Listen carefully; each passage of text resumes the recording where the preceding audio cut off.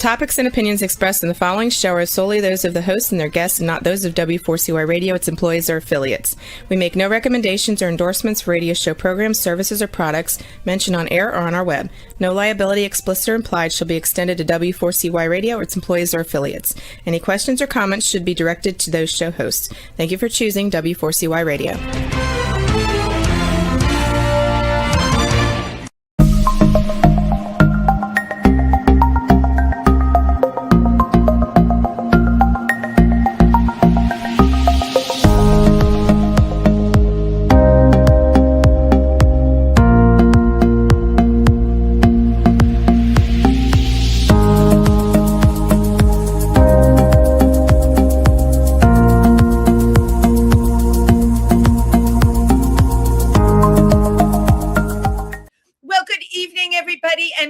To Triversity Talk. I'm Wendy Stewart. It's Wednesday with Wendy.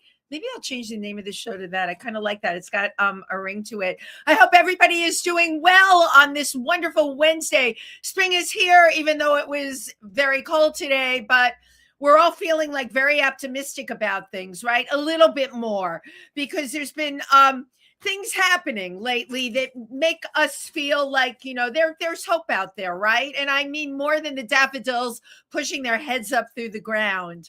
So if you're tuning in the Milford, Pennsylvania area, please stop by our amazing center, the Triversity Pride Center. We have open hours, and you can find out about all the upcoming things we have. We are currently looking for people, still probably, we have openings for our new project where we will be doing writing and art for the people that come aboard, and more about that on our website. And yeah, it's all good. May 24th. I have to give that a shout out. I know you're all saying, what is she talking about? That's so far ahead. Please save the day. We're having our Triversity Garden Party then. And we're also working on a field trip. I am working on a field trip. As soon as I have a date, it'll be on the Triversity Facebook page as well as our website, to go to Luna Park. For those of you that don't know Luna Park, Ricky Boscarino is the amazing artist who built, I don't even know how to describe it, like this surreal, castle turreted, amazing place where arts thrive, and every single room in it, and the rooms go on forever. They're all different. They're filled with mosaic, color, artwork, bowling balls. I know you're saying to yourself bowling balls, but that's the best way I can describe it. We are going to be having a field trip there. I'm working on some dates for June, and yeah, please stay in touch with us so you don't miss a thing. So tonight's guest is, I don't know, perfect for this spring awakening feeling that I'm having right now. I'm so excited about this show. I even gave it a title. It's called AIDS, Activism, and the LGBTQ Community. Okay, we are featuring a wonderful photographer, historian, archivist, photojournalist who's worked with the LGBTQ community through the decades, capturing pride marches, protests, lifestyle people, the AIDS epidemic. She's been there to document everything. Okay. She has a compelling archive of photographs. And without further ado, please put your hands together for the amazing Donna Aceto. How's that for an intro? That's big. Very big. You were going to say that. It was too big, right? You were like, well, yeah, I was wondering who you were talking about. I knew you were going to say that too. Donna, welcome to the show. I know you're busy, and I'm excited that I was able to get you here tonight, right? Thank you. Took time out, and really, really great to have you. I've only recently, like, we've been in the same community for a long time, and I've seen you. I've seen your photographs, of course, at Gay City News, amongst other publications, but our paths didn't cross until recently. No. It's like a chessboard there, isn't it? And mutual friend, that's how it works. Mutual friends all bring us together. And you know what? Let's give a shout out to the amazing Libby Edwards, who's so great at bringing people together. And I got to tell you, discovering talent. She knows every single performer that's doing the most impactful work. And Libby is a mover and a shaker and a tastemaker. I like that. I just made that up too. She's a tastemaker. It sounds good. That's good for Libby. So Donna, I want to just start with how you got into photography, because you started out on Wall Street. Am I correct? Yeah, that was my first real job, and I did that for 30. This isn't a real job. You've completely devoted your life to this. Your photographs. Well, no. I said that was my first real job out of college, I guess. Wow. So I did that for 13 years, but I always loved photography. I always did some kind of photography. And so after 13 years on Wall Street, I somehow managed to get myself into the magazine photo industry and magazine. I wound up like working as a picture editor at some great places, Life and Time. But that's not, you know what? Yeah. I know those times, and believe it or not, I too kind of started out on Wall Street at Payne Weber, Jackson Curtis. We may have worked there at the same time. I worked there. That's where you were working. Well, for a while I did. Actually, I worked there twice. It's kismet. And I was taking courses at the New York Institute of Finance, but I'm a creative person, and I realized I was going to be buried in that job. So how did you I'm curious, let's talk about the transition from, what you did to now you're a photo editor. That's a big leap. Yeah, it was. I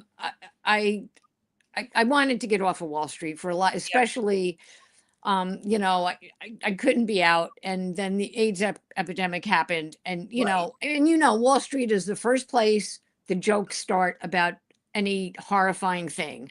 Right. And so when AIDS, I just had to get out of there. So what I did was I did some research, and I was seeing someone who had found an article about Evan Chris, who was a picture researcher at Time Magazine, wound up running the New York Times Magazine there, from going from a little researcher. And she was like, "Oh, I found your next career. This is what you should be doing." This girl I was. You cold called this person? Like you just no, I cold called the woman who ran the Time Life picture collection. Wow. Because I thought, that would be a great, way to start. And I talked to her, about, and she said, "I can't hire you like this, but when something opens, I would definitely take you in, and hire you." Wow. So, which was great.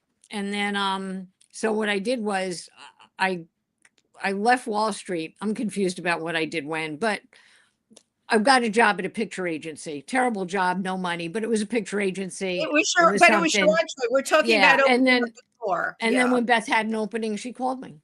She kept her word. Right. So I did picture editing for a long time. And then did you work with like a Getty and some of those agencies? What when you were doing picture editing? I worked with all the agencies that Getty took over. Oh, you're kidding. How amazing. That don't exist. Archive Photo. Yep. All those great Bettman Archive. Amazing agencies. And then what happened when Getty, and what was the other one? There was one that Bill Gates started too, but it eventually went down. But they started taking over all these photo agencies. Yes. And they hired people that had no idea what they were doing. And half of the pictures wound up in Iron Mountain in Pennsylvania. And it's it was horrible when the corporations came over. But when I did research, there were tons of wonderful small picture agencies. Yeah, I remember those times well, and then Getty ended up like running the whole show, and things became very, very commercialized. How did that affect you and your work at that time? It was just confusing, like who has this? And it was hard too, because you would call for something and they'd be like, "No, we don't have that." And like, but no, you bought this agency and this agency had this picture. I've used this, and they'd be like, so it was just odd. It was just No. odd. It was different. They like let go of a lot of stuff, and you just had to, punt, whatever. So while So you were there, doing all of everyone else's pictures, you of course were shooting yourself, yeah, right? I was volunteering. I was volunteering like at GMHC and AIDS Walk and all those kinds of things, Right. Well, when okay. they had So events. so you really got also a foot in the door for building the archive that you have, really. From it's important, the things you're saying, getting out there and volunteering, something I do like crazy. It is a surefire way to meet really great people and Yeah. definitely hone your craft, which is what you did. You've done the A's Walk, New York and San Francisco, 25 years. Oh, more. I did LA too. I still You do did. San Francisco. I still do San I Francisco. know you do. And Yeah. I cover New York for Gay City News. I would never desert them, but my relationship with GMHC changed a lot, Right. and LA, they do their own. Everybody does their own now. I used to shoot with the producers that produce them all. So that Wow. was why the big circle. Of But course. I volunteered. And Yeah. That's the way to do it. but also, GMHC would have a lot of other kinds of events. And at those events, I would meet the executive director of, Of course. wherever else, all these other places. So when I left, when the picture industry changed so much, and I left, then these people actually hired me. They'd be like, "Oh, you want, yeah, Because you had built up, a lot of what you're yeah, saying is really a how-to for people that are listening, because everyone goes on LinkedIn and Indeed and all of these, what do you call them, boards to try yeah, and meet people. What still now, the way you did it is a really, and I can tell you because all the things I get, or I'm out all the time. That's very yeah." obvious. Everyone says I will go to the opening of an envelope, and that is true. I'm proud of it. But I love meeting I used people. to photograph those envelopes You did. for GMHC. They had me shooting everything.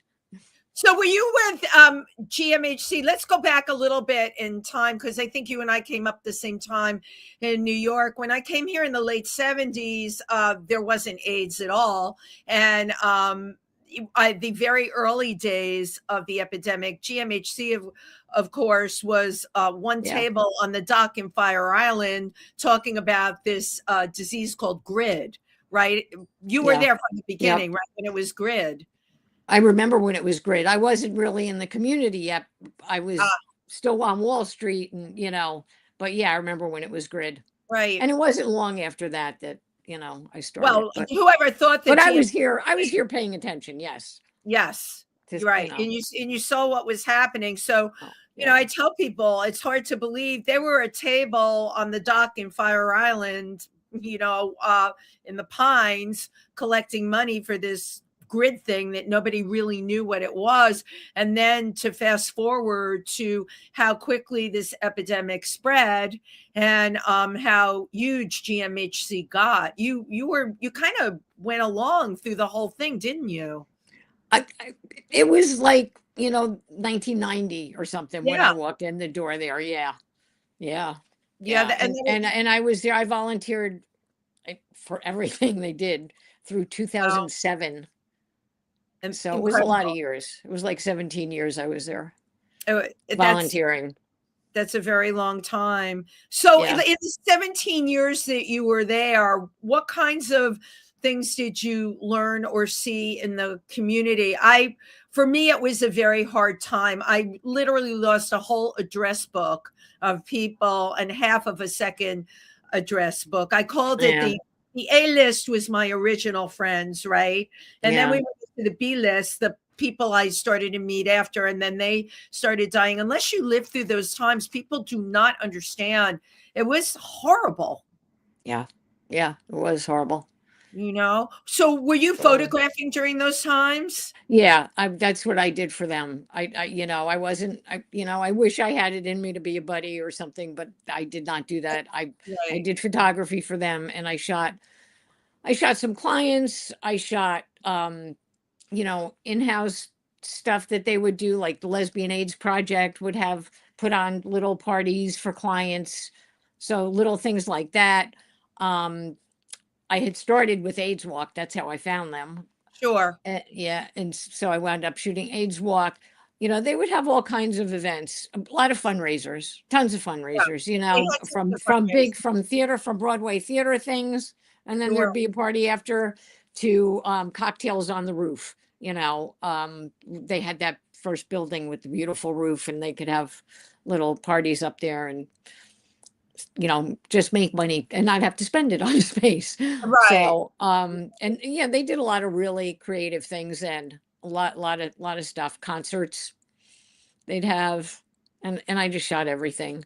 You And shut I you especially have shot like the people. donors, because you give a Yeah. donor a picture and they give you more money, you know? No, you know what? But a lot of people really, I love talking to you because people don't really understand how it works. And when you see those glitzy parties and people, Yeah. comment on them in a negative way, I always remind people, unfortunately, at the end of the day, that's where a lot of the big bucks comes from. Yep. And, if you went through the whole AIDS era, it took a lot of money, a lot of money. It did take a lot of money, you know, and you know, the people were, you know, if you took a picture of somebody with a celebrity, right? And Right. then they'd send you know, out of the good kindness, you know, they'd be like, oh, we should send this to so and so. And then all of a sudden another check shows up from so and so. That's, You know, thank you for sending me what? this picture of Right. me with Reba McEntire, you know, at the whatever the hell it was that she was at, you know, and thank you. And they, you know, so it was, you know, it works. I mean, it wasn't intentional. It just like kind of happened every Yeah. now and again for them. So, you know. Well, I also get the feeling, you were volunteering, you were doing your thing, you were shooting whatever had to be shot. How did you feel though during that time, Um, well, I mean, it was sad. It was hard. You know, things in New York, Giuliani was horrible, tried Right. to close the Division of Aid Services. So, but the thing about it was I made some of my closest friends During that time. through Yeah. during that time, through the epidemic, from GMHC, from AIDS walks in other cities. I mean, like most of my closest friends I met during the epidemic when, you know, we were all scared and Well, worried and everybody was in it together. yeah, And yeah, very I much so. definitely, like you do, connect when I find them with people from that time. A lot of people are not with us anymore. Yeah. And every day that goes by, I find that more and more. And trying to explain to younger people, because they ask in the LGBTQ community what it was like, it's hard to find a point of reference that they would understand about colossal loss. That's what it Yeah. was for me. The people I loved, I was involved with POWERS, Pet Owners with AIDS Resource Service. Yeah, I remember that. Yep, and we took care of the people that had HIV or AIDS. But what my late husband, Alan Kaplan, and I did, we had a loft. We threw parties for, here we go again. It's all about the parties, Donna, right? Yeah, For well, for those checks, but also our clients and the ones that could come are volunteers. All right, you're talking about volunteering. If anyone's listening and you're running a non-for-profit, my God, the volunteers are the most important people in the world. They make everything come together. And sometimes as volunteers, we don't always feel appreciated. they were pretty good. They were They pretty were good at they were good, GMHC. but Yeah, it's yeah, they were that okay. I mean, for a long time they were really good. Things then, you know, things change. but things change and society changes. And Yeah, yeah, I looked at some of your photographs, and of course we're going to see a very, very, very small amount of them tonight. But for you now, out photographing LGBTQ community, certainly in these political times, right? yeah. It's changed from our last administration to now. What is great for you in photography now? What is challenging for you in photography now? Um, well, that's a tough one. Yeah. Uh, it's great when I do like again when like a big event for like Right. I do the Callan Lord Hamptons party. I go out and I photograph that, and you see all these people that just want to help. I mean, they're raising money. They're not people, not necessarily my crowd, but But they're it's they're really raising nice to see money. people. It's nice to see people that you don't know care. Yeah. That's really it's also I shoot a lot of stuff now like with Rise and Resist and Gays Against Guns and that kind of stuff, and and that's the reason why we're in these situations is hard. Yeah. That's the hard part, but the good part again is since Donald, that guy, Yeah. That guy. in 2016 came, then I met a lot of new terrific people. That I have to give him credit for that. It was, him coming in was kind of like the AIDS epidemic all over again. I was Right. like, I met all those. I mean, a lot of the people that are out there now, I knew because they through the AIDS community then, but Of I've met course. a lot of new people too. So as depressing as it is, why we're out there, you're Yeah. out there with your people. No, I agree, and I think being New York based, right? Because this show is named after the LGBTQ in Milford, Pennsylvania, that I'm a part of, and we had I think 1,400 people at the No Kings 2 weeks That's ago. great. You cannot imagine how great it is because it's not so user friendly out there. I always say in New Wow. York, we really are getting a pass here because for every one that doesn't agree with us, there's hundreds more that do. We've got safe spaces. We've got programs to offer people, when things get cut to the best of our ability. We've got workshops, we've got support, and it's in every direction. People don't realize in the cities, and I'm sure LA and San Francisco are the same way, there's such incredible support and so Yeah, many people yeah. on your team. But when you go out to what we call flyover country, it's a whole Hmm. different thing. Yeah. And it's got to be frustrating for people. I mean, when you're shooting like Gays Against Guns and Rise and Resist, and I've had people from those organizations on the show, you're all like-minded people, and Yeah. everyone's on the same page, as we say. I don't feel isolated in New York. I feel there's always something that's going to always make me feel hopeful here, even on the most down days. And I don't get down, but lately I had to like shut down a little bit on the news once this war started, that I couldn't even wrap my head around, and the things that were going on. I'm like, this is crazy. And I think what frustrates me are the politicians that will not say it's crazy, even though they know it is. And Yeah. the people in this country that know it's crazy and know it's wrong, and they won't say it. You just want to take people and shake them and say, why don't you do the right thing? Which brings me to a question that involves you. You shoot very intimately. It's almost like you're inside the thing that's happening. How do you think photographs could change someone's mindset, or can it not? I don't know that it changes their mindset, but I think it helps for people that, like you said, are in the flyover areas. Yeah. I think, they can look and say, oh, especially with Rise and Resist. I've talked with Jamie about this, Jamie Bauer, and how, it just to take some photos and get them up on the internet.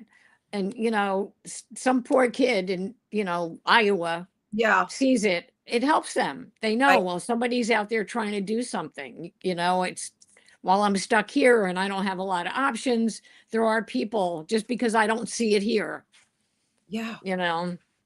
So I Exactly. think I think they give people hope sometimes Right. more than and if it's and maybe it can change people too. Maybe people look and say, oh my God, look at all those people that are 70 years old or 80 my age, and they feel this way. Right. Maybe I kind of need to rethink this, you know. Right. It's not like, because I remember, because like Vietnam, they looked at us and they were like, oh, they're kids, what do they know? Of course, we did stop Vietnam, but Yeah, you know what I mean? yeah. Now we have a lot of, we run the gamut age-wise much more than at that time, I think. I would totally agree with you. And I'm someone I never used to get how art could change things. I often felt as a creative person, everybody was like a math science person, okay? And I did start out at Payne Weber, where I felt like the odd duck. And before I got into the career, I wasn't there long at all. You had many more years than I did. I lasted, I think you said 13 years. Maybe I lasted 13 months. But I remember thinking to be impactful in the world, art was just kind of like a frivolous thing. I was a kid that grew up in the Bronx, and your mother didn't encourage you to go into the arts. My mother wanted me to go work for the phone company. So I came out of that generation, so I'd have something to fall back on, right? She wanted my sister to be a teacher. So we came out of the fallback generation. Exactly. I would have loved to go on to school for photography, and there was somebody in the family that had been a photographer, and they were like, don't let her do it. I did not know this until many, many years later. Wow. And so I wound up an English major, and an English major that winds up on Wall Street, I mean, let your kids follow what they want to do. Don't do that to them. Well, yeah.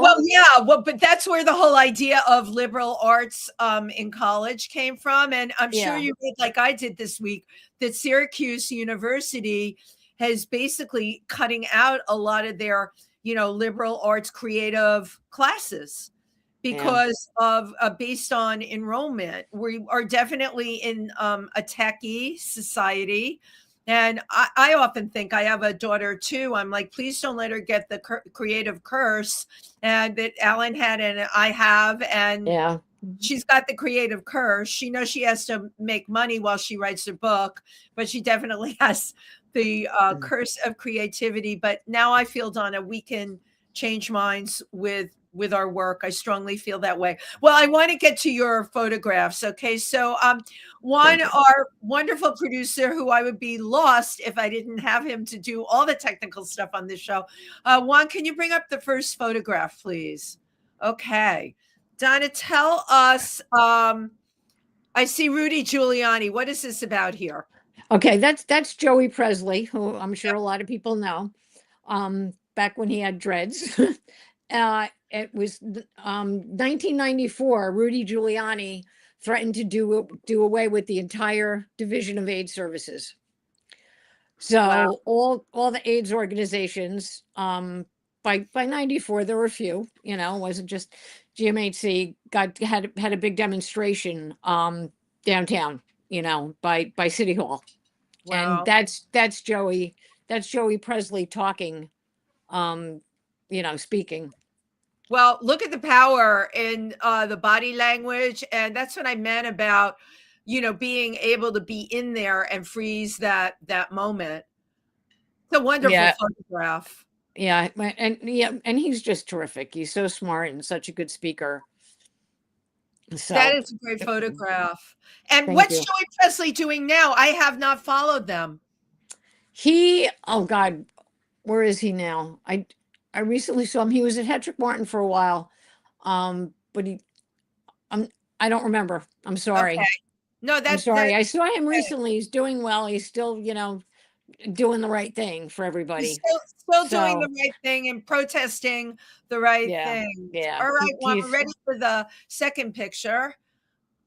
Okay. That's the same demonstration. Right. Rudy to New Yorkers with AIDS drop dead. I remember that. It was terrible. Yeah. I remember that. It was horrifying. It was horrifying. But you know what is so powerful about these photographs? There are people, and I still see it, talk about New York when Giuliani was mayor and how he cleaned up New York. And it's like living in a parallel universe. You want to, say, wait a minute, that's not what happened at all. Yeah, you weren't here. You were not here. There were people that were here, and it's kind of like now that are only seeing like some sanitized version of what they want to believe. I remember him shutting down all the nightclubs. You remember that? And He did not change New York for the better, although there's probably people listening that would argue that with me. Yeah, well, he turned Times Square into Disneyland. Right, You exactly. know, Right. and people, tourists love it, but people that lived here were not wild about it. Right. You know? Yeah, I know. And we don't even recognize it for, for what it was. Yeah. Okay, Juan, the next one. Love this.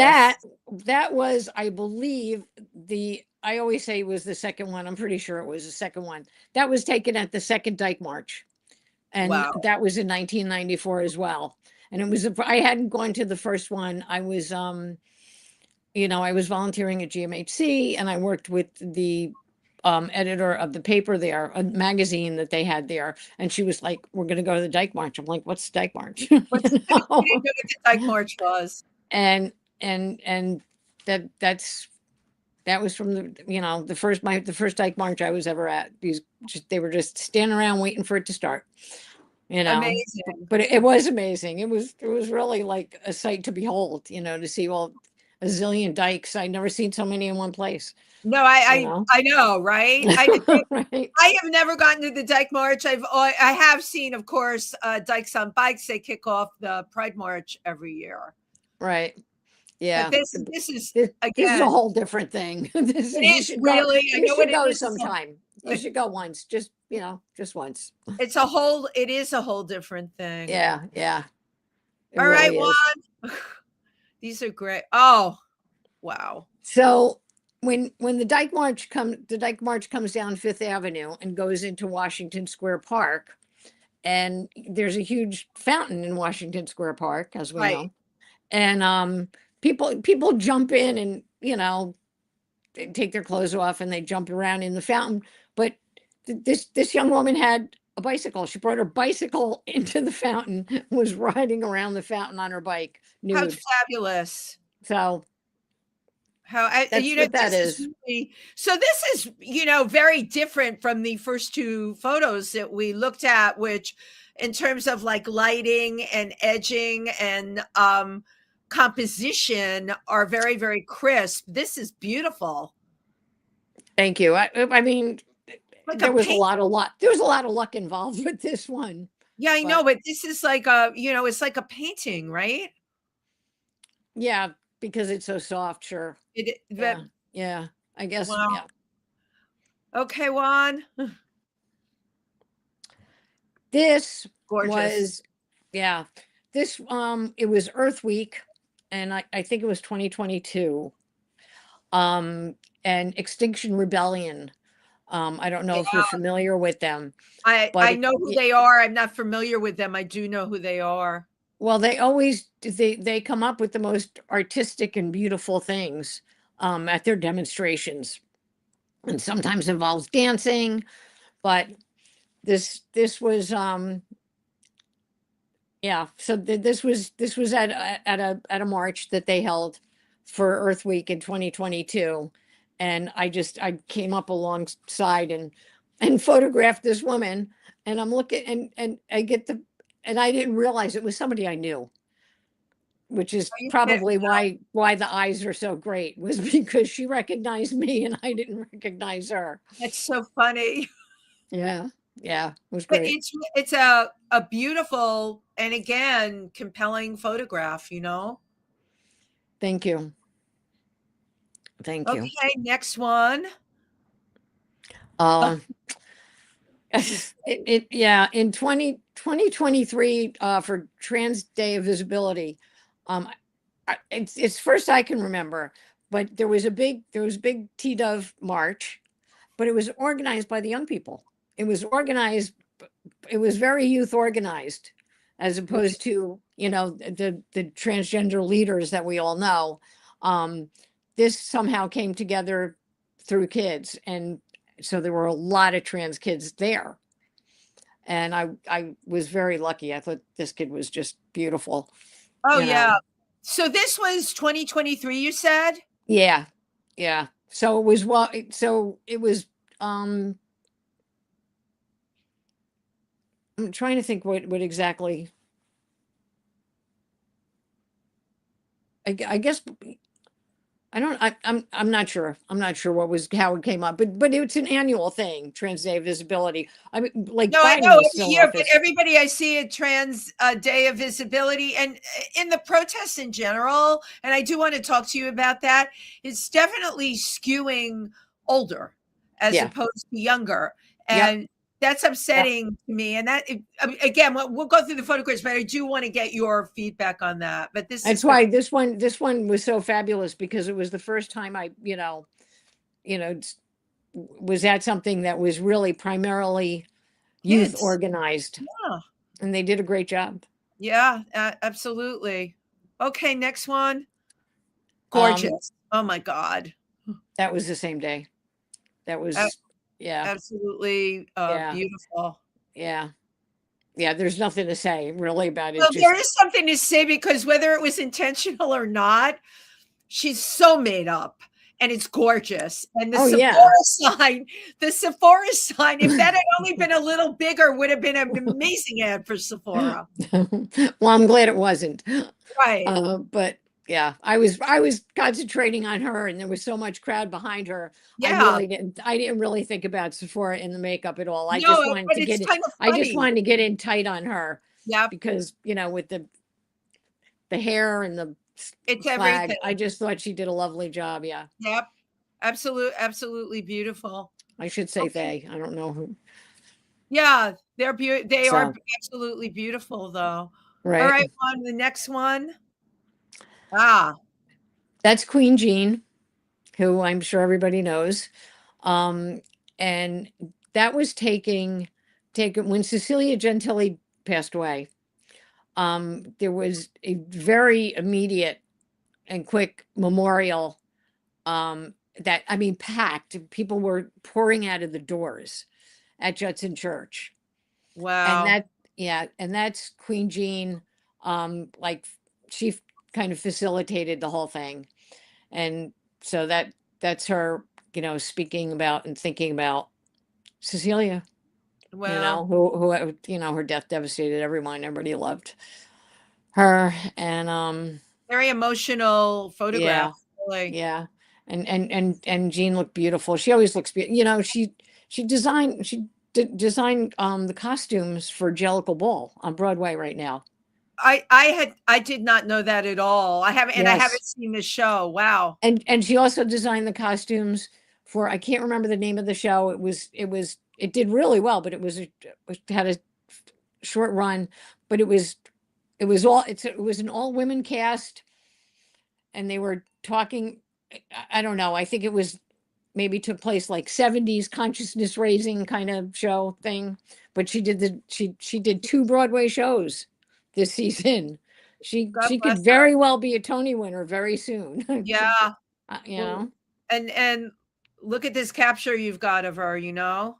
Yeah, I love her. She's such a nice woman. You can see, you can see it and you can really that's the thing about the way you shoot, you can feel what the people are feeling. That's an empathetic way of capturing them.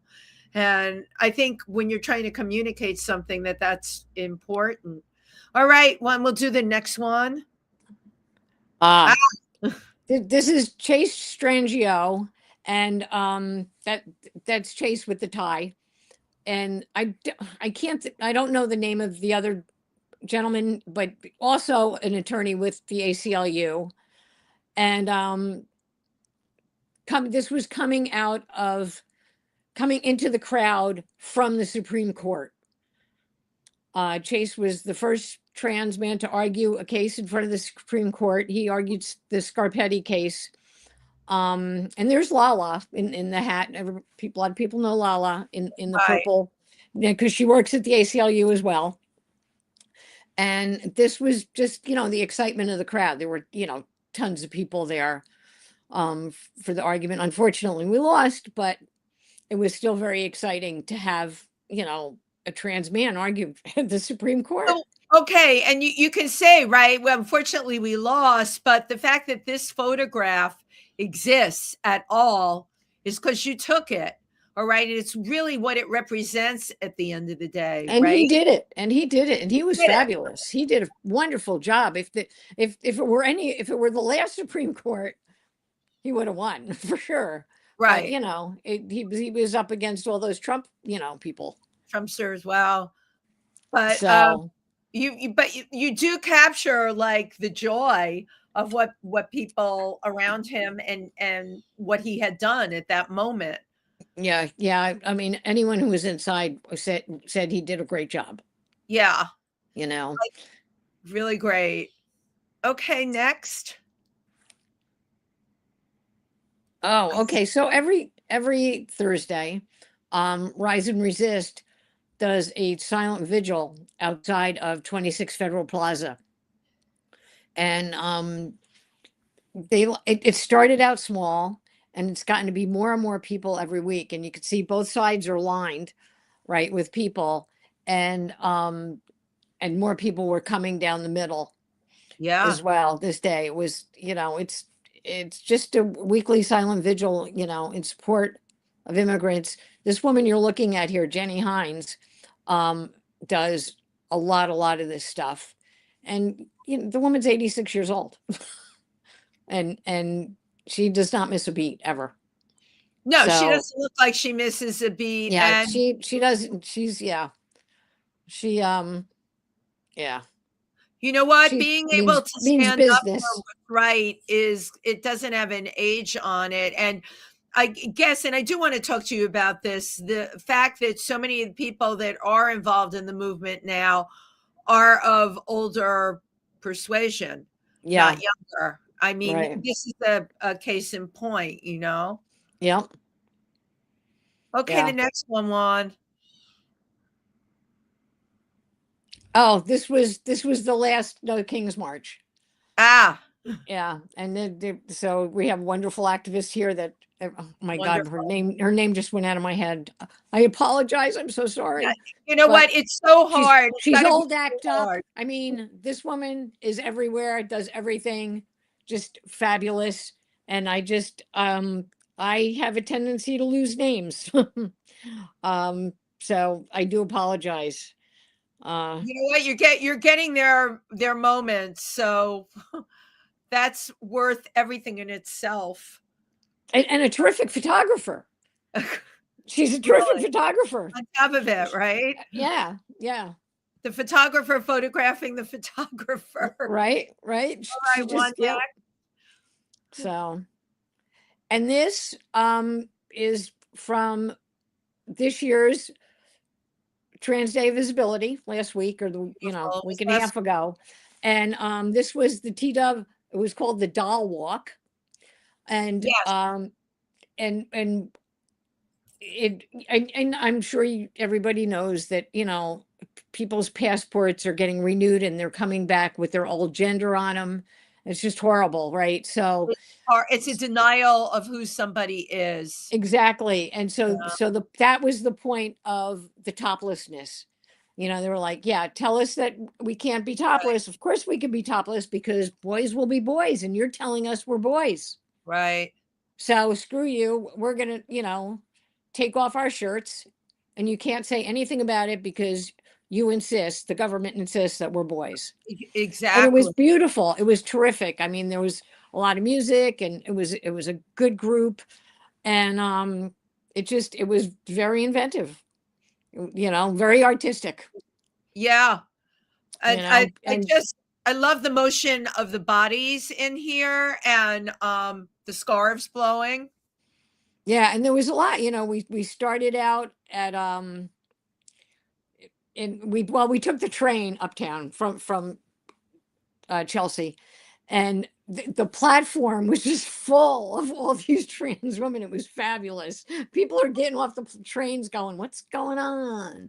And so we went up to like 34th Street or 59th Street. And so we did all of Columbus Circle, then walked along the park over to Fifth Avenue. I mean, they really planned it very, very well for, the most visibility. Yeah. And just a really, really well done march. Well, and and joyous. And it was very joyous. it's joyous, and it's such a connection of sameness, right? And safeness that we have here. And you said it earlier, maybe some kid out in Indiana is going to see this photograph Exactly. and not feel so isolated, right? Yeah, That's a really good thing to be able to do. That's kind of my feeling when I'm out there taking pictures. I'm Yeah. like, well, I don't know how much it helps, but yeah, maybe. No, it definitely helps. It definitely helps. And I'm amazed because I had seen you earlier in that evening at the Project Transcend Transgender Day of Visibility at the LGBTQ Center. Right. I think that was the night before, maybe. It was the night before, right? Yeah. You had a double header there. Wow. Yeah. And I actually did 3 things this year for T-Dove. I managed to find 3. It was good. It was very good. Amazing. It was a good one. Good year for All right, Juan, the next one. Thank you. That's it. Is that it? I think that's Okay. it. Yeah. So you get around and you're really I don't know of anybody that is documenting this to the degree that you are. And I do know I know photographers all over the country, but you certainly have we have some wonderful photographers in New they're York doing wonderful, but this. you definitely have your and place. that are at all the things I'm at too. Yeah. I mean, But you have your place in the sun here, Donna. And I'm so impressed with the photography and what it says. It's your message that you get out there with it. Do you have a plan to do a show with some of this? Maybe. Yeah, a small one that that's so funny you asked me that. There was supposed to be one like in last fall. And there's a guy that owns a record store in Brooklyn that wanted to do it. And then there was a problem with his business partner, blah, blah, blah, and it got postponed. So, but he still wants to do it. So eventually there may be, I mean, he has the prints. I gave him photographs because we had a date and everything. It looked like it was definitely going to happen. And then there was a major personnel problem within his business. Right. So right. It's so you know what stuff happens. Yeah. You know what I'm also thinking as we're talking, the New York Historical Society is doing that whole LGBTQ program. I will have 2 photos on the wall. Fabulous. That's what I wanted. That's all you made my night because looking at your work and it needs to be there as well, right? It's very funny because the check just came today. You see, I really am psychic. It's small, but I can say I did it. Not only did you do it, but it's going to be up there permanently. That's during Stonewall 50 when they had that huge thing, okay, and they had all the pictures up on the wall. Yes. Yeah. Well, they're going to do a piece of that. They're going to make a much smaller wall. They're going to do a very similar things, I guess, but smaller is how I understand it. Wow. And the 2 photos I had up there, they're going to use again. Oh, that would be wonderful. Wow. Yeah. And that's really exciting. Well, you won't believe it, but we only have 2 minutes left. Look how happy she is. No, you were wonderful. You were terrific. Thank you. I just get very nervous about these things. It's great though, because you know what is important? A lot of times I feel this. You get to see the work, but you never get to really talk to the person that does the work. That goes for film or still photography. And for me, I always want, because I interview people, I want to know about that person. Like what is in them that let them capture that, right?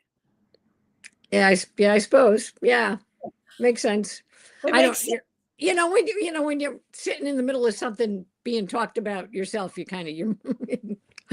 right, exactly. So, I guess parting words before. I always take a picture. I'm sure this is another thing you hate too, but I always take a picture of my guests when they're on the show. So just look into my camera. Look happy, right? Yeah. Cool. Thank you. Pride's right around the corner. Yep. sure you probably book like every single day for Pride, right? Pride gets harder every year. The older I get, the harder it gets I know, because it's as the years go on, it started out, it was a weekend, then it was a week, then it was, and now it's like there's something constantly. It's a month, and by the It's a lot of work. It's a ton of work. for you shooting all that shooting, and I'm at so many events, and by the time I get to the payoff, which is Pride itself, I'm You're ready to fall exhausted. flat on my face. I'm like, And last year, some of it went into July. oh, it I wound totally up did. having- Right. So, And I have to tell you, for us at Triversity, we do our Pride. I think we did it in August last year. I think we're doing it in August again this year. I have to get that date down. But out of New York, the Pride celebrations went all through the summer, just so you know. So, and yeah, you know they what? are. Yep, with everything going on, I think that's really important. How far away is that in Pennsylvania? So we are very close. We're 1 hour and 40 minutes from New York City. Maybe I'll come. That would be amazing. It's fun. It would be fun. And that would Pride be in a small town. I did the No Kings March, the last No Kings March in Provincetown. Not the one that just happened, but I was in October. Wow. There was one, and that was the most fun I ever had. There were like, a lot of people. It was everybody came out. Everybody came out. Amazing. But it's good to get out of New York, right? Yeah, and it was awesome. See something different. Thank you, Donna. Tremendous. And thank you, Wendy. I'm sure our paths are definitely going to cross, because we will be at a lot of the same things in the next coming weeks. My God. Yep.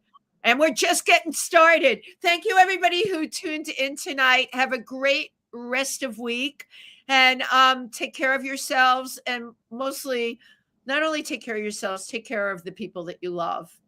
Bye-bye, everyone. Thank you.